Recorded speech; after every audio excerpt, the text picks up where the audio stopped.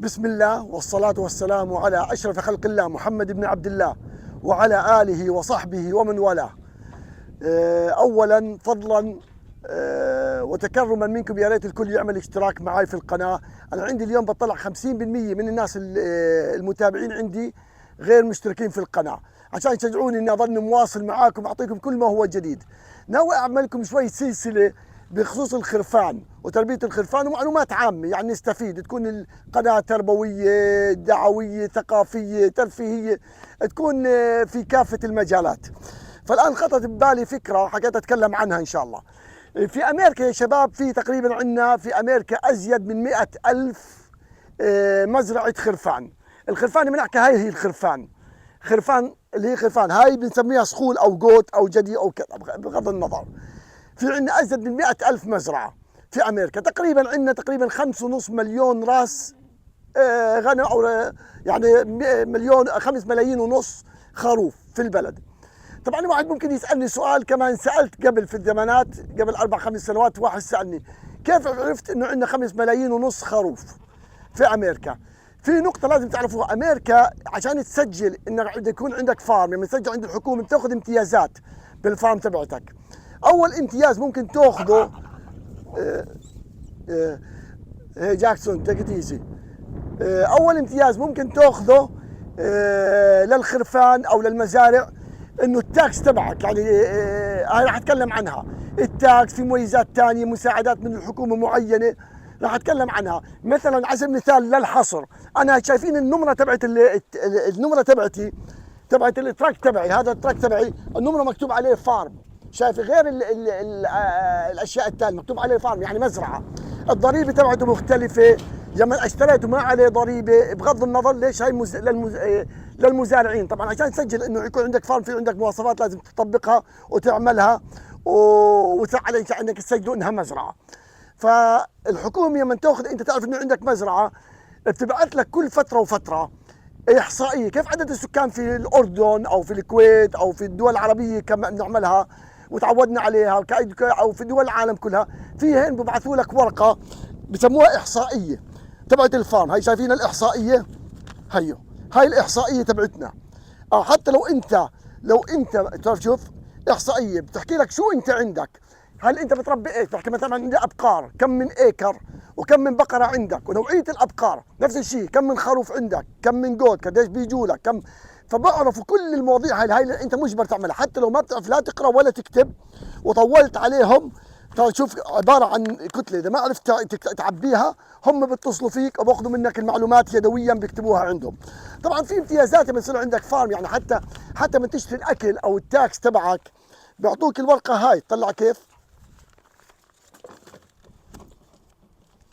هاي لما تروح اي محل تشتري منه. شفتوا هاي العلامه يو اس دي سكيت، هاي السكات، هاي العلامه عليها رقم من ورا وهو اشياء معينه.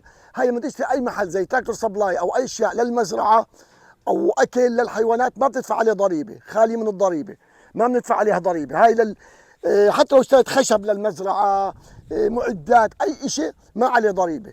طبعا هاي لازم يكون عنده صاحب المزرعه فقط يمشي بهذا الكرت. هاي المعلومه الاولى. حكينا عندنا 100,000 خروف. الخرفان اغلبها بامريكا، هاي حكيت لكم هاي الخرفان مش اللي فرجيتكم عنها، هاي جوت. الخرفان الموجوده اغلبها للحم في امريكا، ازيد من 100,000 عندنا 5 ملايين ونص خروف. طبعا في ناس بتربي تحكي طبعا مش للحم، في ناس بيربوها مثلا للصوف، للصوف، في ناس كانوا يربوا للحليب تبعها تعمل منه اشبال معينه. حتى هاي بتعبيها بالورقه، بيسالوك عنها وبتعبيها بالورقه شو نوعيه الخرفان اللي عندك. هل بسموها الهير شيب مثلا، الهير شيب اللي هو اللي بينزل لحاله، وفي الوول شيب اللي ممكن زي هيك بنقص وبتستفيد منه في الملابس وفي الاشياء هاي. طبعا الوول شيب في امريكا عمره بس تقريبا 18% الى 20% كان فقط، والباقي كله للحم.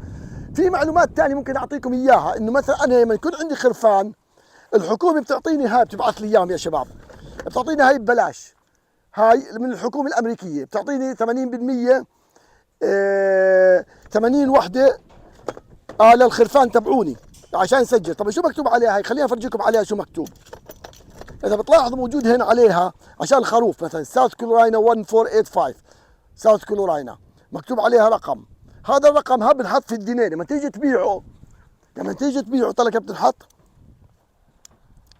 هي هيك زي حلق المرأة، بس بضلوا بالدنين. طلع كيف؟ هاي خروف. طلع كيف؟ هاي خروف. طلع هاي شالوها، هاي لانه انباعت هسه. هاي موجوده عليها. هاي جورجيا، هاي اشاره من جورجيا. فبدهم يعرفوا كل ولايه، لازم تعرف كم ولايه. زي ما بيحكوا لك مين اكثر الخرفان في امريكا وين موجوده اغلبها؟ الخرفان بامريكا موجوده اغلبها في تكساس وكاليفورنيا وكولورادو. هذول 3 ولايات. يمكن بنقدر نحكي يمكن 50-60% من الخرفان موجودات في ال3 ولايات هذول. فهم بدهم يعرفوا وين الخروف من وين اجى وين انباع. فتخيلوا كيف. هاي بحكي لكم بتطلع كيف الدنين. الناس ممكن تيجي تشوف الدنين عشان افرجيهم اياه كيف تنحط هيك. ولا خليني افرجيكم اياه هنا. تعال كيف بتكبس. تعال كيف تكبس. طلعوا كيف هيك. ترى كيف هي هيك كبستها وهيك طلعت. شفتوا كيف هيك بتطلع؟ شايفينه كيف؟ هاي الحكومه تعطيك اياهم ببلاش. لما تيجي تبيع لازم تكون هاي موجوده عليها.